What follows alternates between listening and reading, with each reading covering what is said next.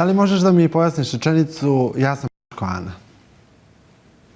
Pa to je pre toga bilo. Ja tada sam to pisala, nisam znala da sam trudna. Znaš što sam posle vraćala film? To je bilo u periodu kada sam ja već bila trudna. Snimali smo onaj show neki na Pinku. Čovek, ne znamo gde spava, ne znam gde živi, ne znam šta radi.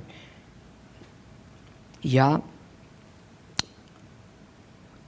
pišem, blokira me, ne mogu ni da napišem poruku. A blokiraš me. Okej.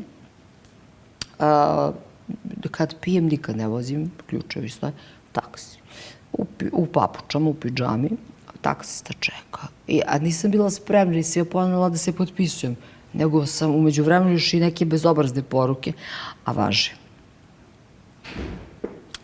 I tako sam znajući da će ga to najviše, on je mnogo materijalan za razliku od mene. On svoje stvari čuva. Za razliku od mene koja smatram da nije mene ova čaša kupila. Ti odeš do njegovog auta?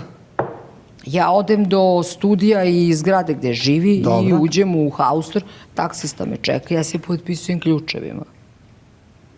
Da li je prošlo par sati? Eto, raste. Ali se on nije potpisao na moje auto koji staje ispred zgrade. Što?